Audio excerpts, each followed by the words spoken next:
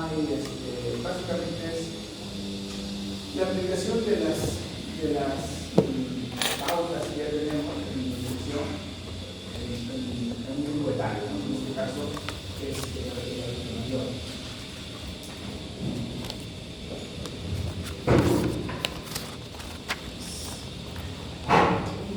Los scores que hemos visto, ¿no? Cuando hacemos los derivados, habíamos hablado de este derivado, ¿se acuerdan?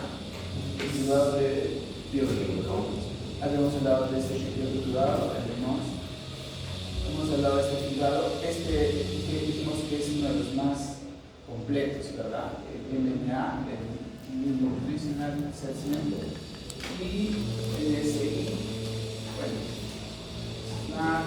también este es uno de los completos, pero creo que el Nutritional Assessment, ya la mayoría del trabajo se hace con este derivado. Preguntas, porque no solamente integra la evaluación antropométrica, sino también combina la bioquímica, la evaluación bioquímica, la evaluación subjetiva. Muy bien. Hemos hablado de fórmula, de definición lateral, transversal.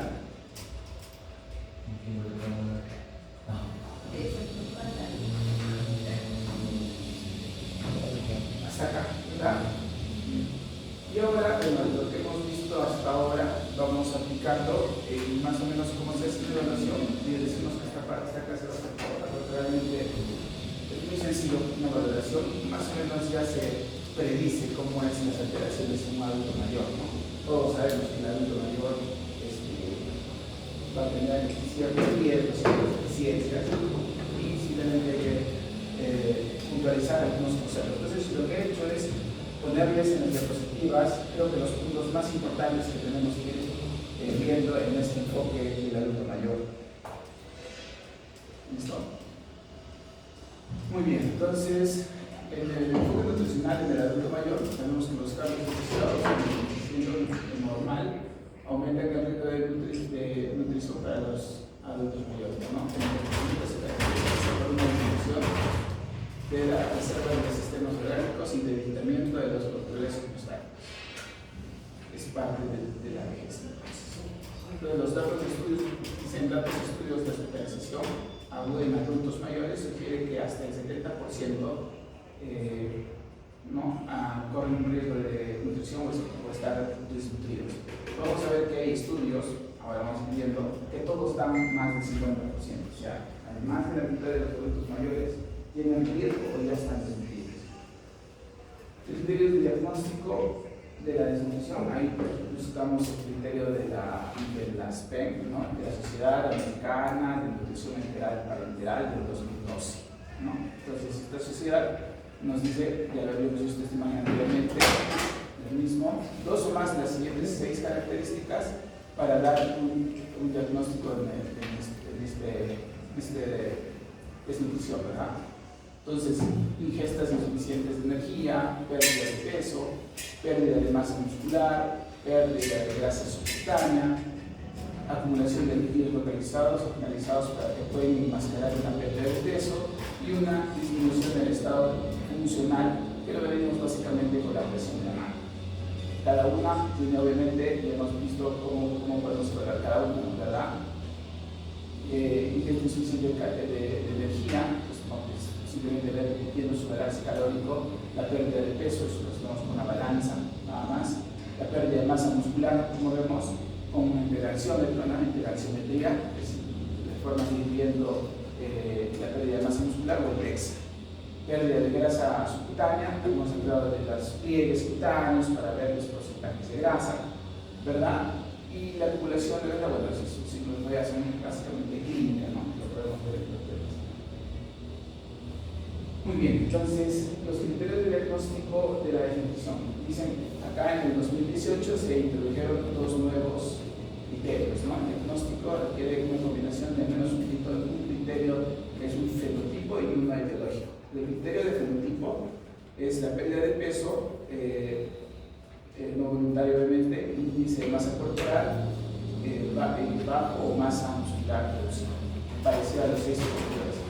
Acá se agregan los criterios etiológicos, porque obviamente esto tiene que ver mucho con la ingesta o absorción reducida de alimentos, ¿no?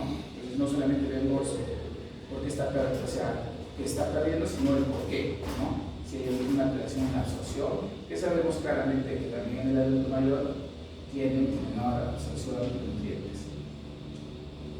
Inflamación subyacente es muy importante y vamos a ver unos términos importantes en los que tiene que ver mucho la inflamación, ¿no? Que normalmente se deriva de enfermedades que se llaman agudas o enfermedades crónicas. Bueno, vamos a ver algo de la prevalencia. En Perú tenemos un estudio en el porcentaje de malnutrición en adulto mayor que va más o menos del 23 al 62%, dijimos que supera el 50%, ¿no? Incluso en hospitalizados llegan hasta el 85%. Y en el cuestionario de evaluación del NMNA, el que dijimos, ¿no? El Nutrition Assessment, han revelado el 50.93% de participantes que presentan riesgo nutricional en un centro alternativo. Este estudio es del 2017, está revelado en una revista peruana. ¿Y quién creen que ha hecho el estudio? Un alumno de acá, ¿cierto? Un alumno de acá, por eso está aprobado el estudio. Entonces, hemos visto que los valores van entre 60, 70 y más del 50% en general. Vemos que más de la mitad de nuestros adultos mayores son o tienen un riesgo de desnutrición.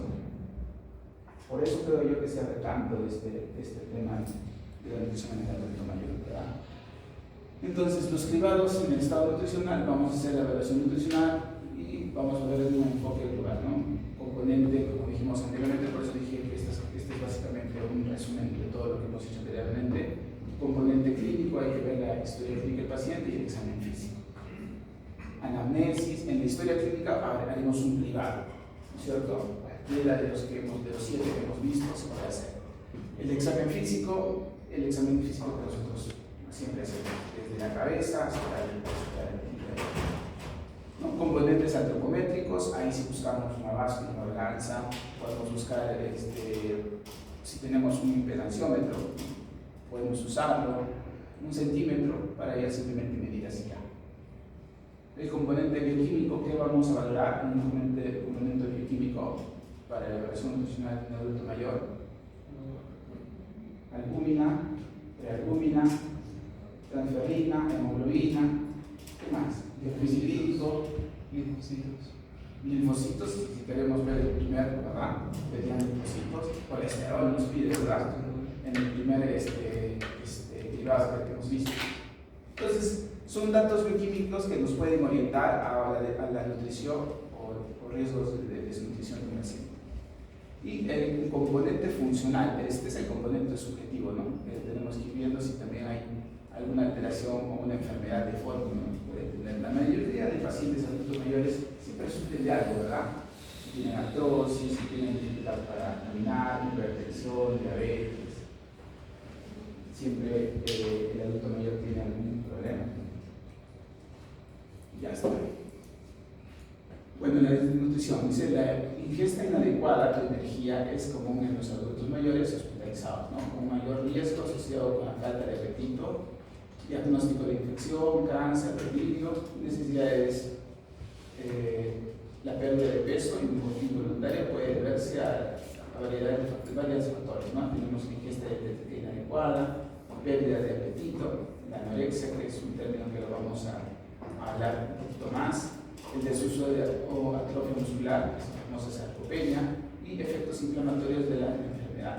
Esta palabra de inflamatorios es importante, ¿ya? Tiene mucho que ver con lo que es caquexia. Tenemos que ver también un término importante, ¿no? Inflamatorios, caquexia. Muy bien, ingesta dietética inadecuada. ¿Cuáles son causas? Tenemos múltiples factores. Tenemos un factor social. Mayor probabilidad de aislamiento a la hora de comer, ¿no? Esta palabrita tiene todo un desarrollo. Yo no he puesto obviamente todo el desarrollo, porque he visto que es muy claro y es muy sencillo de deducir. Sabemos que el adulto mayor normalmente anda más aislados, andan solos, la familia ya no está, ya no almorzamos con los abuelos casi, ¿no? Ahí va un factor social, ¿verdad? Limitaciones financieras, sabemos que la mayoría de adultos mayores pues no tiene, estamos hablando de las poblaciones en general, no estamos hablando de particularidades. Obviamente supongo que acá todos los adultos mayores, ustedes, si están en universidad particular, obviamente deben tener una vida más cómoda, pero no todos son así, ¿cierto? La gran mayoría, que por ejemplo yo veo en consulta, vienen solos y viven solos, ¿listo? Yo tengo pacientes que vienen a la consulta para el control por hipotiroidismo, con pacientes mayores de 80 años, y vienen solos a su consulta. Nadie les ha separado la cita, ellos han venido temprano a hacer su cola, a hacer su cita, ¿no? Porque no tienen familiares, porque sus hijos se han ido, etc. ¿No? Factores médicos y psiquiátricos, bueno, las causas médicas y psiquiátricas más importantes para todo el adulto mayor, ya está esta de poner en negrita, ¿no? Se me pasó, la depresión, ¿no? La depresión es el mayor factor psiquiátrico que puede haber. Toda la mayoría, si no es el 100% del adulto mayor, siempre se deprime. Y es algo que nos va a pasar a nosotros, ¿no? Parte de esta depresión tiene que ver mucho con el tema de cómo era antes, cómo es la vejez, ¿no? Algo que los geriatras hablan mucho también con sus pacientes. La disfagia está presente en aproximadamente 7 al 10% en la población de adultos mayores, ¿no? Hay alteraciones en esófago en adultos mayores, espasmos de los músculos de la faringe que pueden hacer que estos pacientes también tengan algo de dificultad para ingerir sus alimentos, ¿no? Muy bien, los factores fisiológicos. De repente esto es algo donde puede venir una pregunta, realmente es importante la que hay más. Los factores fisiológicos asociados a una pérdida de peso incluyen la disminución de la sensibilidad al gusto y al olfato. Cada vez que yo normalmente pongo algo en negrita es porque es algo importante, ¿no? Porque esto es lo arreglado y se le pone en negro, es algo que te tienes que fijar, ¿no?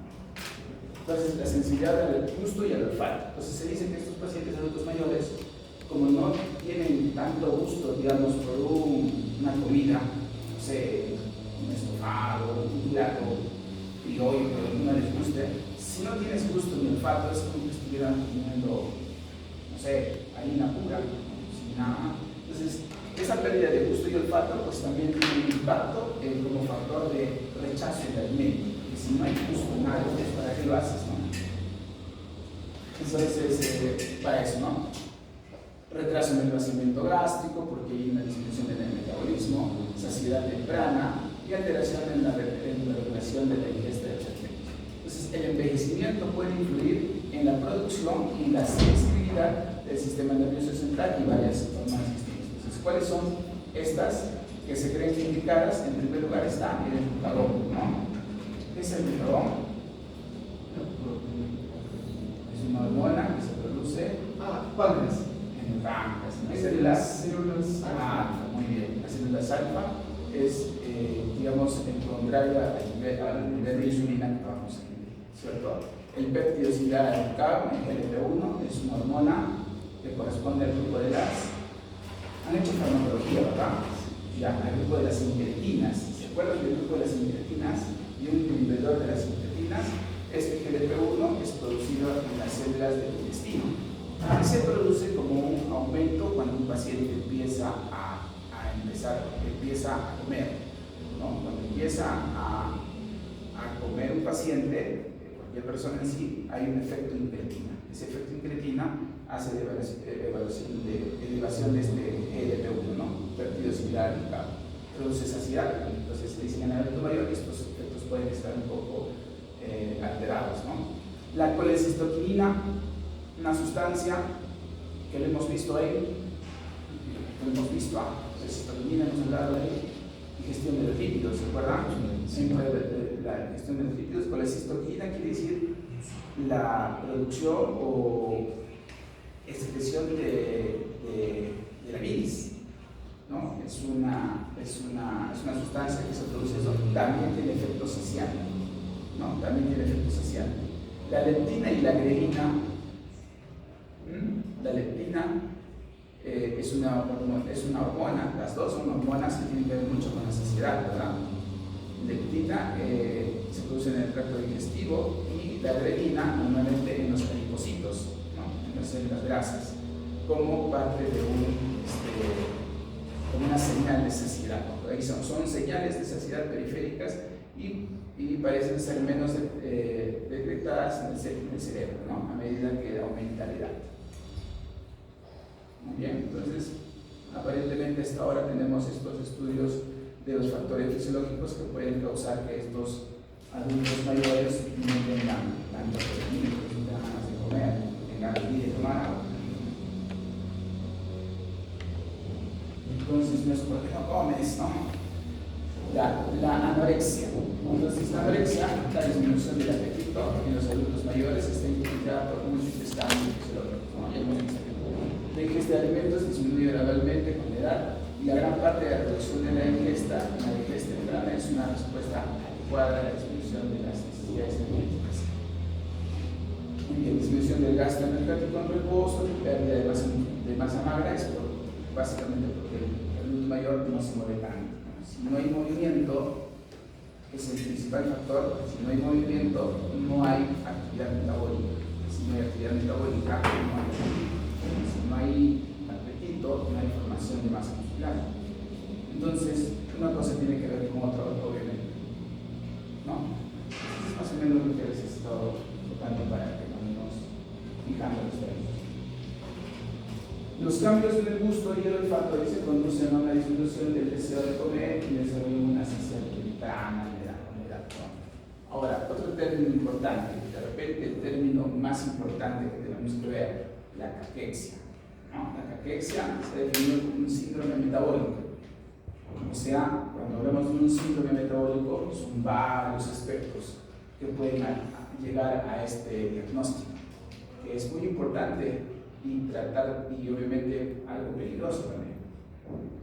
Entonces, asociado a una enfermedad subyacente y caracterizado por la pérdida de músculo con o sin pérdida de masa grasa.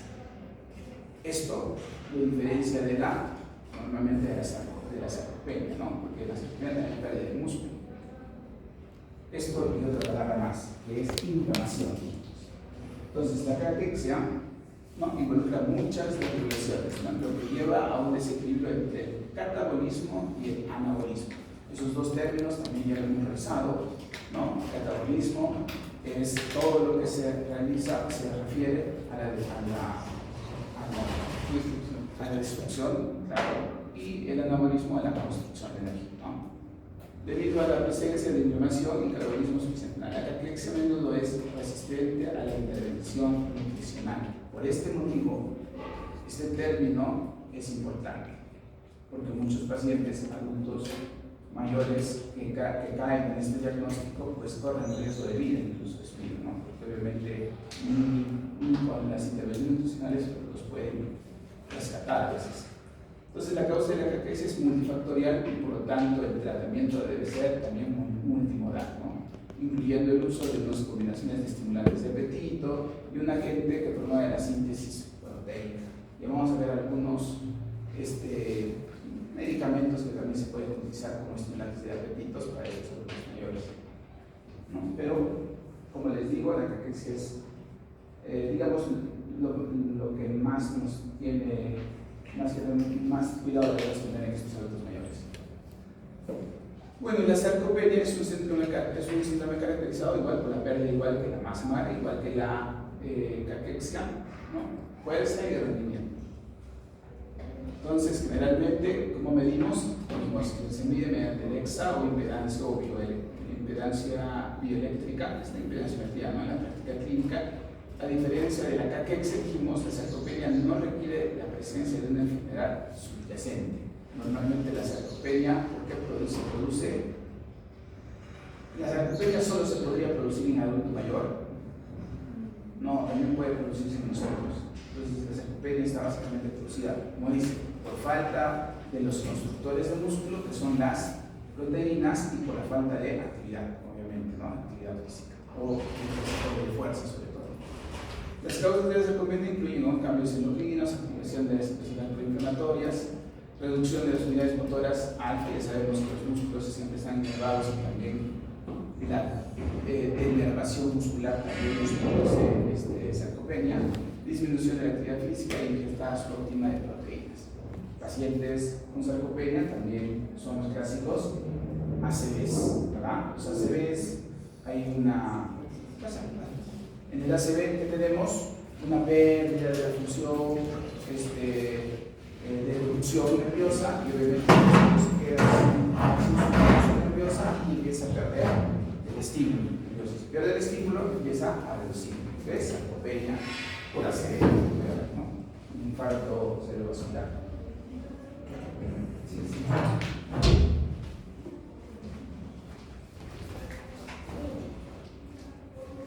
Bueno, en la evaluación de la pérdida de peso, la definición dice que la pérdida de peso clínica es importante en la reducción del 4 al 5% del peso corporal durante los 6 a 12 meses. En la evaluación de pérdida de peso lo vamos viendo y el tratamiento. Cuando se identifica una causa subyacente, dice la pérdida de peso, como la depresión o cualquier enfermedad, normalmente vamos a ver sobre la restauración de la alimentación, ¿no? Y obviamente tratamos las afecciones de fondo. Hemos dicho que si la pérdida de peso no es por enfermedad, sino por los otros factores, ya sean psicosociales, ya sean fisiológicos o de enfermedad, normalmente se trata primero de la enfermedad. Las necesidades calóricas, ¿sí, chicos? Entonces, esta fórmula obviamente no se me va a pedir que se la aprendan, porque hasta a mí me dio flojera, ¿verdad? Pero yo he hecho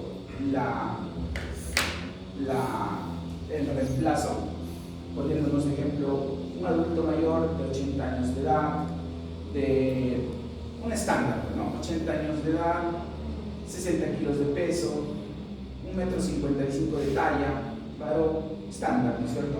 Sabemos que en la vejez hay reducción de talla también, ¿cierto? Entonces, haciendo todo el reemplazo, en ejemplo, me sale como el cálculo estándar, que es, ¿cuánto es el cálculo estándar para calorías por kilo de peso? Ayer dijimos eso. No es proteínas, estamos hablando de kilocalorías. No, calorías. 30, no 40. Se miran rápido ustedes. Claro.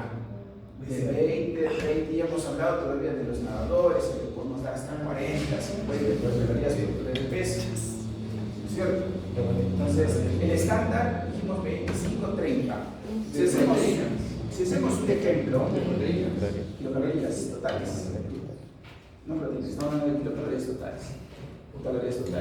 Si hacemos el reemplazo de esta fórmula, que es la que está, digamos, aprobada por estas organizaciones para el adulto mayor, es 30 por kilo de peso. Entonces, el reemplazo. ¿Dónde varía esta fórmula? Esta fórmula varía acá, en el coeficiente de actividad física. ¿Por qué? Porque no todos los adultos mayores son iguales. La mayoría está en sedentarismo o baja actividad. O sea, lo multiplicamos, la parte donde dice el PAN, esto de acá, lo multiplicamos por 1 o por 1.12. ¿Listo?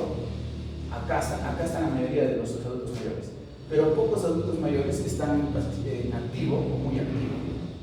O sea, los que hacen, no sé, adultos mayores que participan en sus decatlones, en sus maratones y todo eso. ¿Cierto? El club del adulto mayor y todo eso. Entonces, pocos están acá en estas dos partes. La mayoría del gran grupo está acá. Pero igual, ¿no? Para hacer si por ahí yo les pido hallar las calorías totales en un adulto de tal, se multiplican por 30 el peso y se acabó. Ya tienen 30 por el peso y tienen las calorías totales del día. ¿Verdad? Porque sale casi toda la diferencia 100 calorías. Muy bien, entonces, en cuanto a las necesidades o ingesta de estos adultos, dice que el Instituto de Medicina ha determinado que la cantidad diaria recomendada de proteínas para el adulto de 51 años a más va más o menos alrededor de 0.8 gramos de, acá sí hablamos de proteínas, gramos de proteínas de peso corporal. cuánto nos dijimos que era el estándar? 1, ¿cierto? 1, igual 0,8, 1, 1.2, 1.5, 1.4, no más de 3, ¿no? Normalmente hasta 3 sería un aporte bastante alto de proteínas. Ahora, ¿qué pasa si damos más de 3 gramos por kilo de peso en proteínas? ¿Qué pasa si consumimos mucho más proteínas de lo normal? Dice que existe, dice que podría haber un riesgo de falla renal. Sin embargo, chicos, no existe un estudio en el cual se haya comprobado tal cosa. ¿Listo? No hay ningún estudio donde se haya comprobado que, digamos, a 4 o 5 gramos va a haber un tamponamiento renal, algo así por tanta proteína. Pero obviamente se entiende que podría haber ese riesgo, ¿no? Muy bien. Y la Organización Mundial de la Salud centra sus recomendaciones 0.1 más, ¿no? Solamente para dar una recomendación casi igual, 0.9 gramos de proteínas por kilogramo de peso al día, ¿no? Aunque debemos, ¿no?, recalcar que no todas las proteínas tienen el mismo valor biológico. Sí, hemos visto de que obviamente hay proteínas que son más digeribles, ¿no? El 50% del aporte de proteínas, ¿no?, diario debe corresponder a proteínas de origen animal. Las recomendaciones que da el Instituto de Medicina, aminoácidos que necesidades aumentan con la edad. Bueno, entonces estas aminoácidos, lisina y metionina, normalmente son las que suelen tener alguna deficiencia para este grupo de carne, ¿no? En cuanto a lípidos, tenemos, ¿no?, la ingesta de lípidos que no deben de sobrepasar el 35% del total de calorías aportadas por la dieta, ¿no? Entonces, hasta el 30% más o menos, ¿no?, en lípidos y proteínas. Cuando hallamos nosotros el porcentaje de calorías totales, sacamos los porcentajes para hallar la cantidad de lípidos que podemos dar. Normalmente sabemos que lo damos y hemos conversado de lípidos, ¿no? De preferencia, ¿qué lípidos vamos a dar? Los saturados, ¿no? Los saturados son los demás de origen animal. Sabemos que estos adultos mayores tienen riesgos de colesterol, triglicéridos, falla cardíaca, acidez, problemas cardiovasculares, que obviamente siempre tienden a tener su colesterol un poco alto en el límite. Entonces los lípidos tienen que ser lípidos poliinsaturados, ¿cierto? Insaturados. Hidratos de carbono, ¿no? En la dieta diaria dicen que debemos tener un aporte aproximado de entre 55 a 60% de la tasa energética total. Sobre todo en carbohidratos complejos hablamos, ¿no? Entonces hemos visto ya les digo, esto es para recordarles nada más. Carbohidratos complejos, carbohidratos simples, monosacáridos, disacáridos. Acá estamos hablando más de los complejos, ¿no? O sea, los polisacáridos. ¿Listo? El consumo de fibra ha adquirido en los últimos años una gran relevancia, ¿no? Ya que representa la función importante en la regulación mecánica digestiva, para que estos adultos, digamos, no tengan tanto problema de estreñimiento, que también puede causar por la baja de este metabolismo. Entonces, ¿cuánto era el consumo de proteínas ahora? Más o menos 30, ¿no? Más o menos.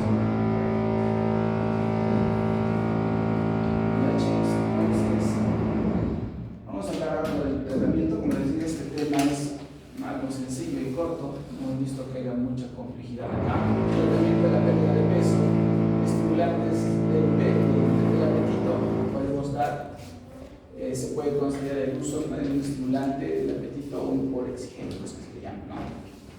Ustedes saben que existen estimulantes e inhibidores, ¿verdad? ¿Sabían que existen inhibidores también del apetito? Sí, sí. Es el Obexol. El Obexol, claro, la fentanmina. En el endocrino utilizamos tratamientos que están estipulados para el control del sobrepeso y la obesidad. Entonces, en este caso, vamos a utilizar estimulantes. En el otro caso, también se suelen utilizar inhibidores, ¿no? Inhibidores utilizamos la fentermina, el topiramato, el bupropión, el liraglutide, ¿no?, el semaglutide. Esos son fármacos que inhiben el apetito, muy usados acá para la obesidad, ¿no?, tratamientos de obesidad. En este caso, hablando de estimulantes del apetito, tenemos el acetato de megestrol. Entonces, es un progestágeno, ¿no? produce aumento de peso en pacientes con anorexia y cafexia. El acetato de megestrol ha demostrado cierto aumento de peso y mejora el apetito en pacientes con cáncer, caquexia o los síndromes de inmunodeficiencia adquirida.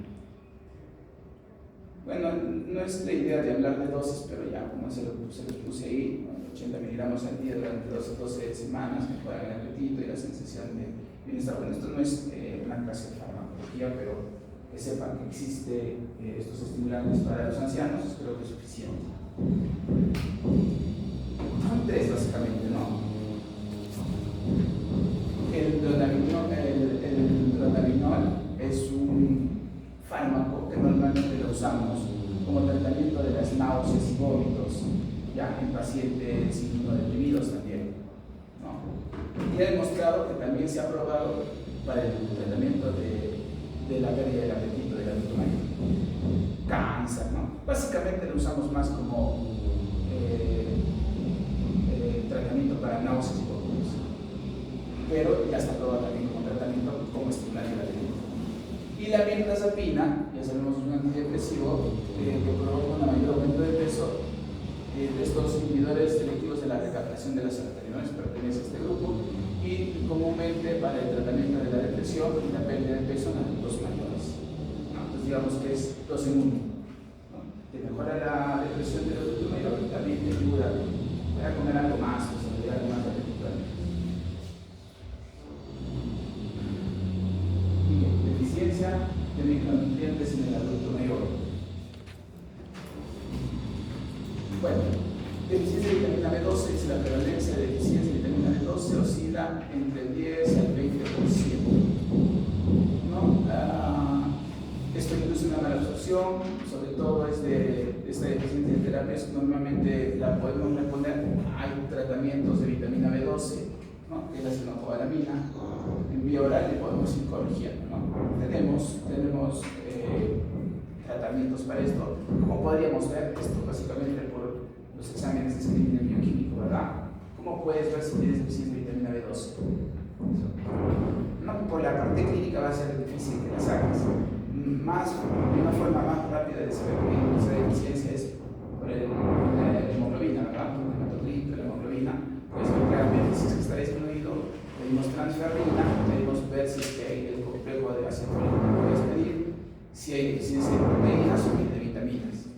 A la larga, como vamos a ver en la última diapositiva, se suele dar a veces suplementos, pero no hay estudios que te digan que a todos tengas que dar un suplemento vitamínico tampoco.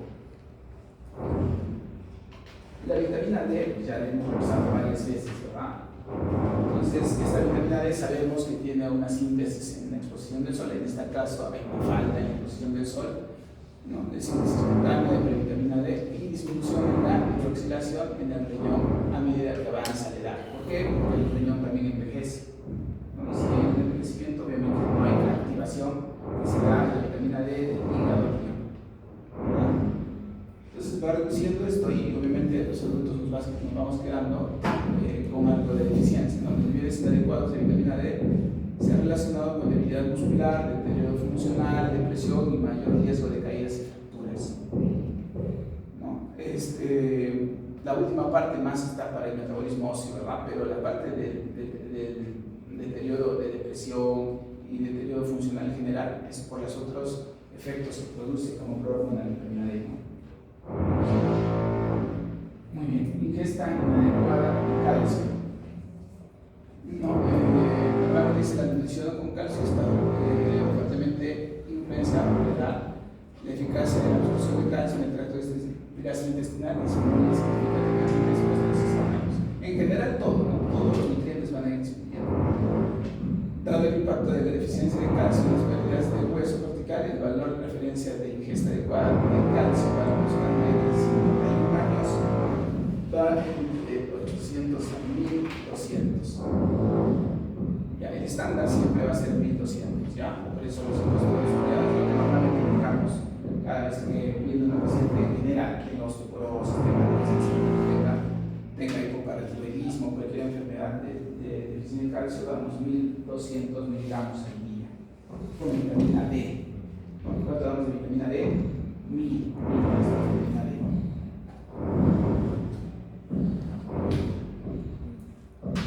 lo que comentamos de los suplementos, nada más, los suplementos multivitamínicos, muchos adultos dicen, usan suplementos multivitamínicos. Sin embargo, aún no, eso debería subrayarlo, no se sabe si se debe recomendar de forma rutinaria la suplementación con multivitamínicos. O sea, digamos que no es algo que se debe hacer sí o sí, como el caso de la vitamina D, como el caso del calcio, que sí son recomendaciones que de todas maneras se tienen que usar.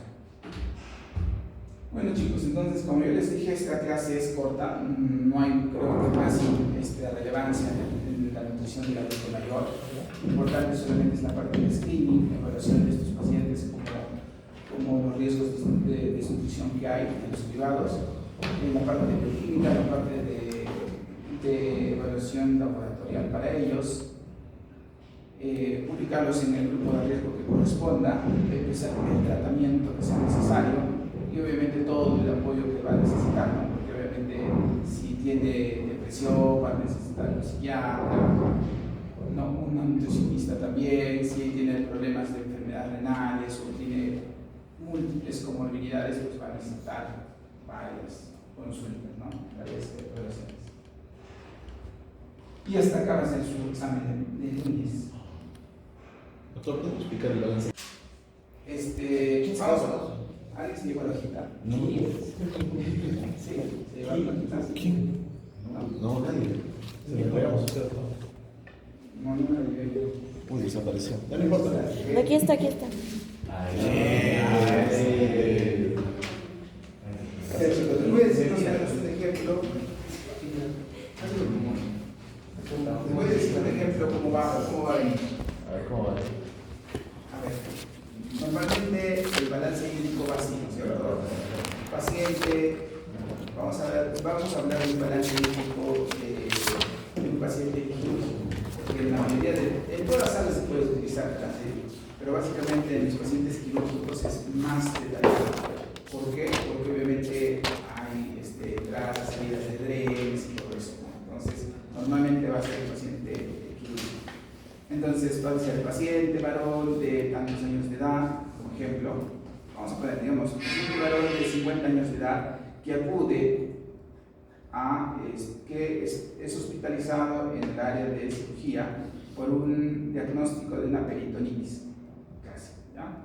Una apendicitis complicada con peritonitis, en el cual se presenta una ingesta de agua diaria de aproximadamente 1200 centímetros cúbicos. ¿Listo? Entonces, y tenemos una alimentación y actualmente cursa con nutrición por vía oral, con dieta hipocalórica, hipoglucida, hipograsa, más o menos así.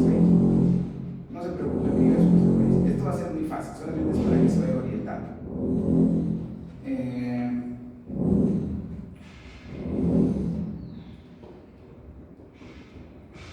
Sí, nada más vamos a poner así, nada más. Actualmente el paciente presenta una herida postoperatoria infectada, la cual está siendo tratada con drenaje laminar, con secreción serosa de aproximadamente que la enfermera debe durar en aproximadamente 100 centímetros cúbicos por día. El paciente se ha tornado nauseoso, el cual ha tenido pérdidas. Todo esto lo voy a ir indicando, solamente estamos haciendo el ejemplo para que ustedes vean bien. El paciente se ha tornado nauseoso, que ha tenido pérdidas de 3 vómitos en el día,